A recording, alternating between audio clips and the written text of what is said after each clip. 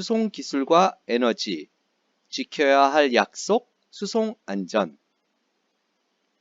오늘 학습을 통해 여러분들은 수송수단의 안전한 이용 방법을 설명할 수 있고, 수송수단과 관련된 사고의 원인과 예방 및 대처 방안을 설명할 수 있습니다. 수업에 앞서 생각해 보겠습니다. 그림에는 교통사고의 위험 요인이 포함되어 있습니다. 이 그림을 잘 관찰한 후에 물음에 답해 보도록 하세요. 자, 이 그림에서 발생할 수 있는 교통사고에는 무엇이 있는지 찾아보고 또 예방책을 이야기해 보도록 합시다. 예를 들어서 자전거와 자동차 간 충돌 사고가 예상됩니다. 그거에 대한 예방책은 자전거로 횡단보도를 건널 때 반드시 내려서 자전거를 끌고 간다라는 것입니다. 어느 부분을 가지고 이야기했냐면 이 부분이 있죠. 자전거를 타고 횡단보도를 건너고 있습니다. 선생님, 자전거 타고 횡단보도 건너는 게 무슨 문제가 있나요? 무슨 문제가 있을까요? 오늘 수업 내용을 잘 들어보시면 문제가 있다는 것을 알게 돼요. 자, 밑에 질문에 대해서 생각해 볼까요? 우리가 교통사고를 당하거나 목격한 경우 대처 방안을 생각해 보자. 교통사고를 당했어요. 또는 교통사고가 나는 것을 목격했어요. 어떻게 해야 될까요? 절대 당황하지 말고 주변 사람의 도움을 구하거나 119에 구조를 요청합니다. 119 구조대가 오기 전에 먼저 환자 근처에 있다고 하면 여러분들이 해야 할 것 또는 할 수 있는 것은 어떤 것들이 있을까요? 오늘 강의를 통해서 그러한 것도 한번 생각해 보도록 해요. 자, 또 다른 생각할 거리가 있어요. 다른 그림인데요. 사람들과 차량이 붐비는 도로의 모습이에요. 잘못된 행동을 하고 있는 사람을 찾아 표시해 보자. 자, 어떤 사람이 잘못하고 있을까요? 자, 먼저 차량 운전자. 자, 이 사람의 잘못한 점은 무엇일까요? 힌트는 이 사람도 옳지 않네요. 자, 두 번째로 보행자를 한번 살펴보도록 할까요? 자, 이 사람은 무엇을 잘못했을까요? 크게 두 가지 잘못된 행동이 있어요. 자, 이 사람은요. 또 이 사람은요. 네, 여기 이 사람들도 아쉬운 점이 보이네요. 하나 놓치기 쉬운 건 요 화살표를 잘 보시라는 겁니다. 수송수단 사고의 의미는 수송수단을 이용하는 중에 인명 및 재산상의 피해를 유발하는 모든 사고를 말합니다. 수송수단 사고는 주로 다양한 원인이 복합적으로 작용하여 발생하게 됩니다.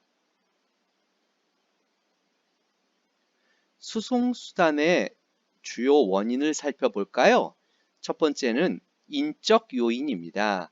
즉, 사람의 실수나 부주의라는 것이지요. 어떤 것이 있을까요? 운전자의 음주운전이나 졸음운전. 그렇죠? 또 운전자의 운전 미숙이나 신호 위반, 과속 등도 사고를 발생시키는 주요 원인이 될 수 있겠어요. 또 이 사람처럼 보행자의 신호 위반 및 무단 횡단. 또 자주 하는 잘못된 행동 중에 하나가 이어폰이나 헤드셋을 끼고 횡단하는 것. 아주 위험해요. 환경적 요인을 살펴보면 이러한 것이 있어요. 안개, 눈, 비, 추위 등의 기상의 악화 상태였을 때, 또 교통안전 표지판의 미설치, 도로, 철도, 공항 등의 지원 시설에 결함이 있을 경우에 사고가 발생할 수 있겠어요. 기술적 요인도 사고의 주요 원인이 될 수 있어요. 수송수단의 점검 및 관리 소홀로 인한 수송수단의 결함, 지금 타이어에 이렇게 구멍이 났을 경우죠. 또 브레이크가 들지 않네요. 또는 차량 자체의 결함에도 사고의 원인이 될 수 있다는 것입니다. 자, 그러면 지금부터는 우리가 일상적으로 사용하는 여러 수송수단에 대해서 구체적인 내용을 알아보도록 하겠습니다. 그 중에서도 우리가 흔하게 접할 수 있는 것을 차례대로 알아보겠어요. 먼저 자전거입니다. 자전거도 도로교통법에 적용을 받는 수송수단이라는 것이에요. 자, 한번 내용을 살펴볼게요. 우리가 타는 두발 자전거는 도로교통법에 적용을 받습니다. 만약 자전거를 타고 가다가 보행자와 부딪혀 사고가 나면 그건 차와 보행자의 사고로 처리가 돼서 보행자끼리의 사고, 접촉사고와는 또 다른 개념이 됩니다. 따라서 정말 주의해야 해요. 아까 보여드렸던 그림에서 횡단보도를 건널 때 자전거를 타고 가면 안 된다고 했던 이유가 바로 여기에 있어요. 횡단보도를 건널 때에는 자전거에서 내려 자전거를 끌고 가야 합니다. 횡단보도에서 자전거를 타고 이동할 경우 범칙금이 부과될 수 있어요. 또한 접촉사고가 났을 경우, 보행자와 사고가 났을 경우에 매우 복잡한 상황이 됩니다. 왜냐하면 차와 사람의 사고가 될 뿐만 아니라 횡단보도 상에서의 사고이기 때문이지요. 또한 자전거는 자전거 도로에서 타야 하며 인도에서는 자전거에서 내려서 자전거를 끌고 가야 됩니다. 인도에 자동차가 다니면 안 되겠죠?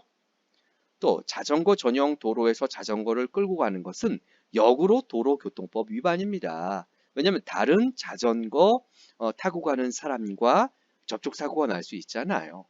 자전거 도로가 없는 경우 차도의 우측, 차도입니다. 인도가 아니고 차도의 우측 가장자리, 끝쪽이란 얘기예요. 가장자리로 주행해야 하고 다른 차들과 같은 방향으로 주행해야 합니다. 역주행하면 이것도 크게 잘못하고 있는 것이에요. 자, 기본적인 사항을 꼭 알아두셔야 합니다. 자전거와 관련된 사고를 겪었거나 목격한 적이 있는지 이야기해보고 어떤 부주의로 사고가 발생했는지 생각해 보도록 합시다. 여러분 중에 자전거를 타고 있는 학생이 있나요?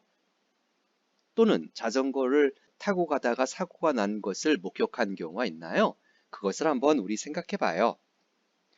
자, 대표적으로 핸드폰을 보고 걸어가던 사람이 갑자기 걸음을 멈추면서 내가 그 뒤에 자전거를 타고 따라오고 있었는데 둘이 부딪혔다.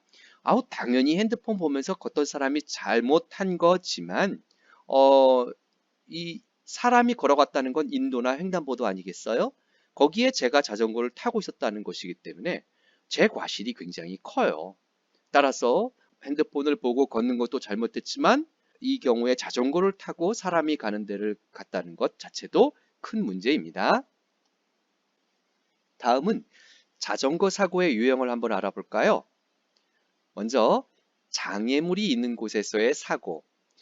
사거리 또는 장애물이 있어서 지금처럼 이렇게 벽이 있는 것이죠. 시야가 확보되지 않는 곳을 빠르게 이동하다가 갑자기 나오는 자동차나 사람과 부딪히는 경우. 또 교차로에서의 사고예요. 이게 이해가 되나요?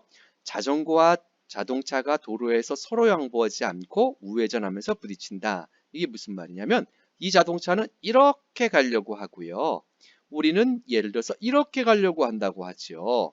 그때 부딪힐 수밖에 없죠. 따라서 항상 서로 주의해야 된다는 것입니다.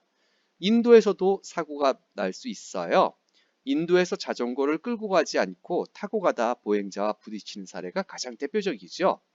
횡단보도도 마찬가지예요. 횡단보도에서 자전거를 타고 가면 안 되겠습니다. 그러면 자전거 운전자의 필수 안전수칙을 알아봐요.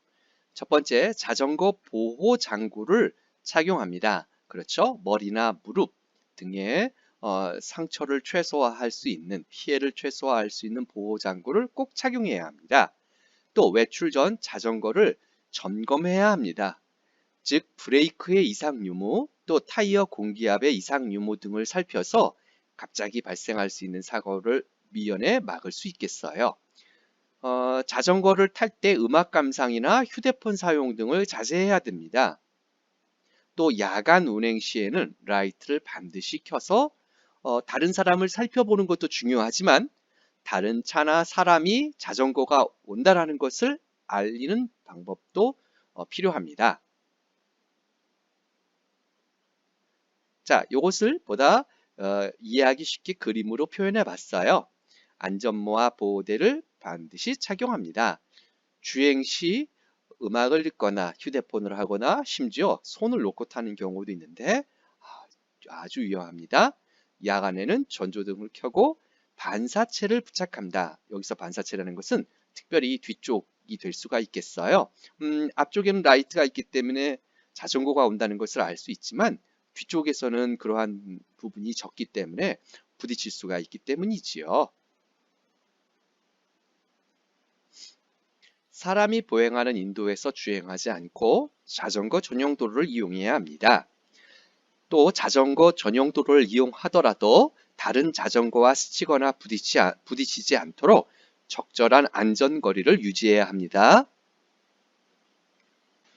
또한 주기적으로 자전거의 상태를 점검하여 이상이 있으면 즉시 수리해야 합니다. 어쩔 수 없이 차도를 이용해야 할 때는 인도와 붙은 바깥쪽 차선을 이용해야 합니다. 후미등을 달아서 야간 주행 시 자동차와 보행자에게 자신을 알릴 필요가 있습니다. 활동으로 생각 열기. 내 생명의 동반자 안전모, 헬멧. 자동차는 안전벨트가 내 생명의 동반자인 것처럼 자전거에도 역시 안전모가 그만큼 중요하다는 것이에요. 자전거 사고를 당한 사람 중 사망자의 89%, 부상자의 87.5%가 안전모를 쓰지 않은 상태였어요. 이것은 안전모를 쓴 경우에는 월등하게 많은 수치였다는 것이에요. 또한 자전거 승차 중 사망사고의 주요 손상 부위도 머리라고 하는 것입니다. 따라서 우리가 자전거를 탈 때는 반드시 안전모, 헬멧을 착용해야 되겠습니다. 자, 이번에는 위험천만 자전거 사고 빈발이라고 하는 YTN의 영상을 시청해 보도록 하겠습니다. 조금 무서운 부분도 앞으로 영상에서 나올 수 있어요. 따라서 그런 무서운 것을 시청하기 두려운 친구들은 일단 소리로만 들어도 좋겠어요. 그러나 선생님이 일부러 이렇게 실제 사고가 발생하거나 그런 것을 노출시키는 영상은 되도록이면 걸러냈고 일반적으로 텔레비전에서 나올 수 있는 영상들만 그래서 골라서 여러분들에게 제공하고 있어요. 따라서 이런 것 감안하고 시청해 주시면 좋겠습니다. 특히 사고가 나는 것에 초점을 두는 것이 아니라 예방법 그리고 우리는 어떻게 해야 할 것인가를 생각해 보는 시간으로 삼았으면 좋겠어요. 자전거가 도로교통법상 차로 분류됐다는 것 알고 계십니까? 원래 도로에서 타야 하지만 자전거 도로가 부족해서 차도나 인도로 다닐 수밖에 없는데요. 이러다 보니 차량이나 사람과 부딪히는 등 아찔한 상황이 자주 발생합니다. 자전거 사고 예방법 권호진 기자가 전해드립니다. 지난 17일 경기도 용인 사거리에서 자전거를 타고 가던 80대 노인이 15톤 덤프트럭에 치여 온몸에 골절상을 입었습니다.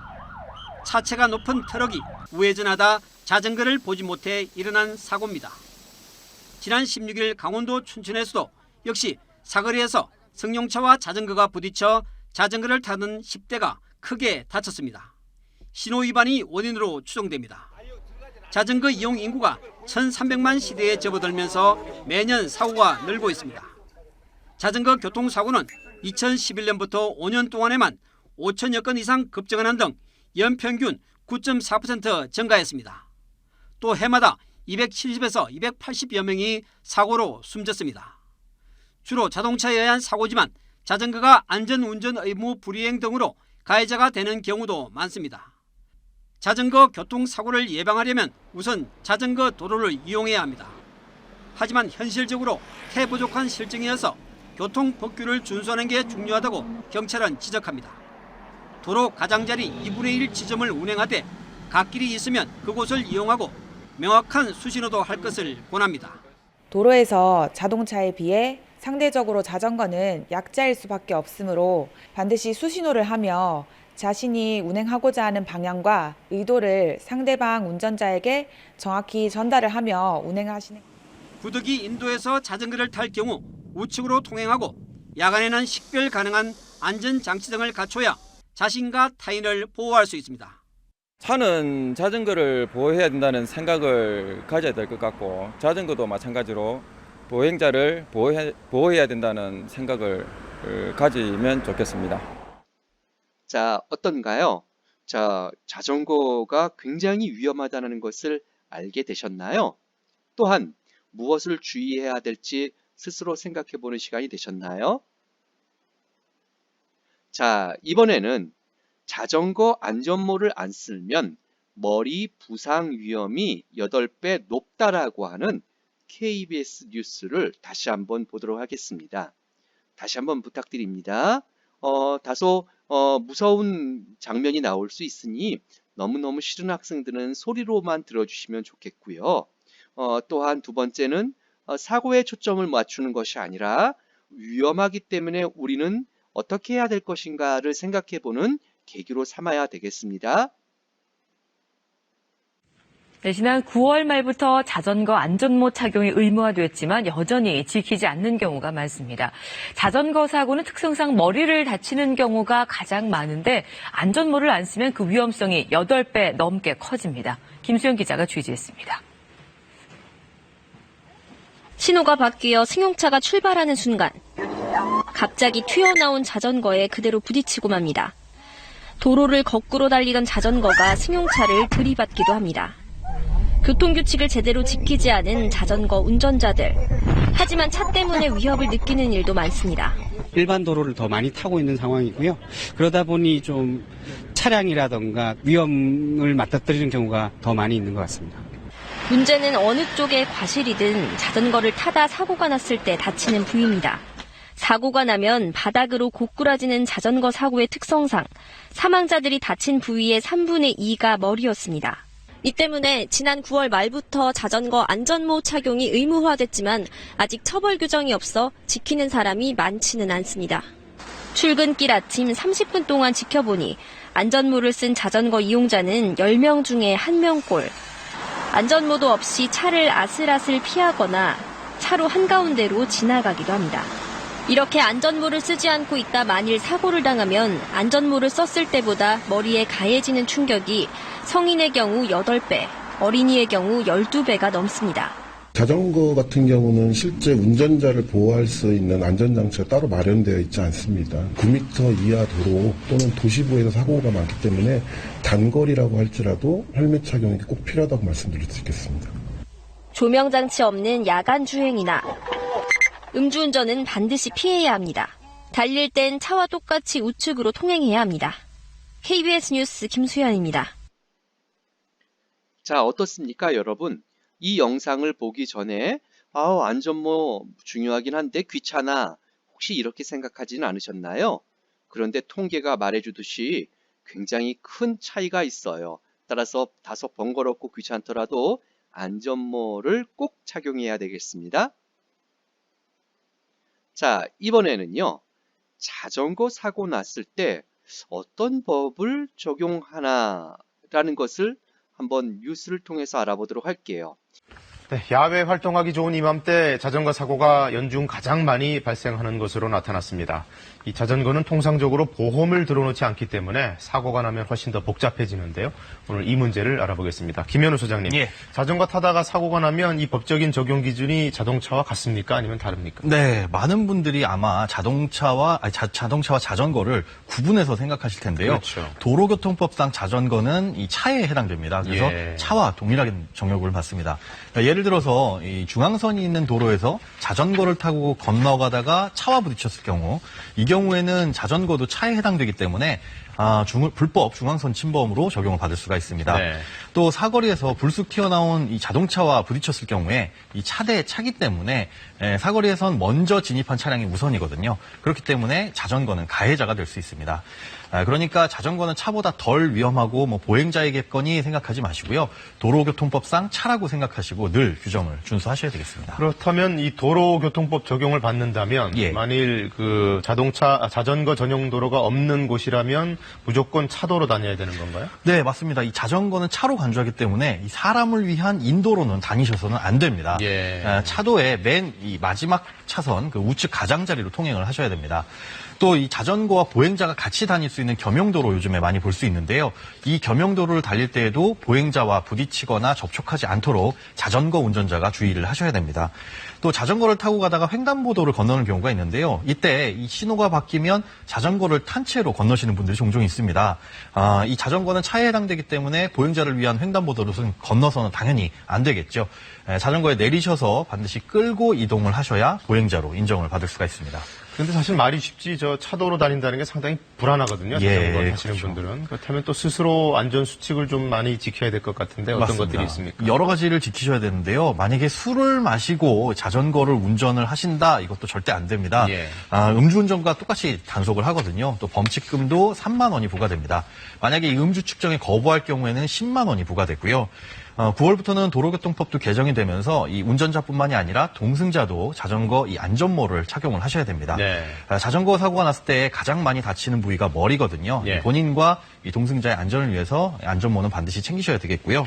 또 야간에는 전조등이 필수고요. 핸드폰을 사용한다거나 아니면 이어폰을 사용하는 건 절대 하셔서는 안 되겠습니다. 자, 이렇게 조심했는데도 사고가 났다. 그렇다면 이제 그 이후에 대처는 어떻게 해야 될까요? 네, 도로교통법상 이 교통사고가 발생한다면 경찰에 신고하는 등의 조치를 반드시 취해야 되는데요. 그렇죠. 만약에 사고가 났으면 자전거도 차이기 때문에 이런 적절한 조치를 취하지 않으면 5년 이하의 징역이나 1,500만 원 이하의 벌금에 처해질 수 있습니다. 뺑소니 적용을 받을 수 있다는 예, 거죠? 그렇습니다. 네. 다만 이 다친 사람이 없고 자전거나 차만 망가진 경우에는 예외가 될 수가 있습니다.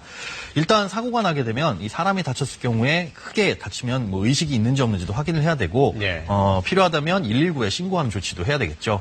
또 자전거 도로에서 사고가 났다면 뒤따라오는 자전거도 사고가 날 수 있으니까 다른 사람의 도움을 요청하는 것도 좋습니다. 네. 또 사람을 다치게 했다면 반드시 본인의 이름과 연락처를 상대방에게 반드시 전달하셔야 되고요. 또 사고를 당한 입장에서는 이 상대방 자전거 운전자의 이름과 연락처를 확보하는 게 좋고 또 주변에 목격자가 있다면 목격자의 연락처를 받아두시는 것도 좋습니다. 네. 또 간혹 가다가 이 자전거로 사고가 났는데 크게 돈을 물어줘야 될 경우도 있거든요. 네. 이 차라면은 보험에 가입했을 텐데 이 자전거라면 그런 보험을 의무적으로 가입하지가 않죠. 손해보험사에 상해나 질병보험을 가입해 두신 분이라면 일상생활 배상 책임 이 특약이 가입돼 있는지도 한번 확인을 해보시는 게 좋습니다.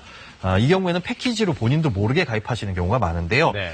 나에 대한 과실을 보상을 해주거든요. 상대방에 대한 치료비나 위자료, 휴업 손해액, 또 자전거를 수리하기 위한 비용들을 통상 1억 원 한도 내에서 보상받을 수가 있습니다. 예. 그러니까 이 사고가 났다면 내가 일상생활 배상 책임에 혹시 가입돼 있지는 않은지 확인해 보시고 활용을 하시는 게 좋을 것 같습니다. 이 자전거 사고도 심하게 다친 분들은 엄청난 중상을 입고 그렇습니다. 하더라고요. 각별히 조심해야겠습니다. 네. 오늘 말씀 고맙습니다. 네, 고맙습니다.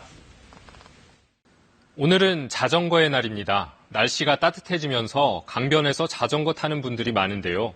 이 자전거길이 대형 사고로 이어져서 거액의 손해배상금을 물어야 하는 경우도 있다고 합니다. 김민정 기자입니다. 주말 한강변에서 여유롭게 자전거를 타던 박현준 씨는 황당한 사고를 당했습니다.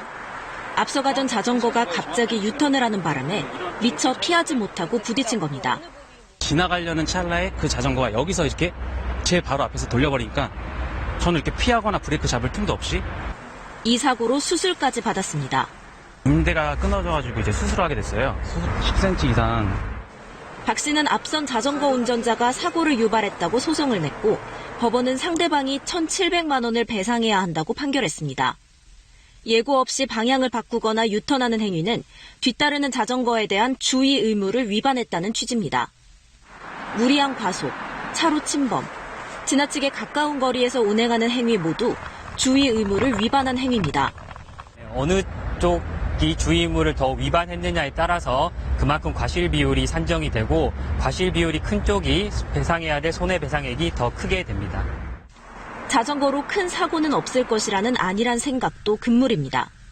얼마나 빠른지 인지하지 못하면서 자기가 되게 사고가 났을 경우 큰 사고로 이어질 거라는 생각을 못하는 경우가 되게 많은데요. 사고로 연결됐을 때 머리를 먼저 다칠 수 있어요.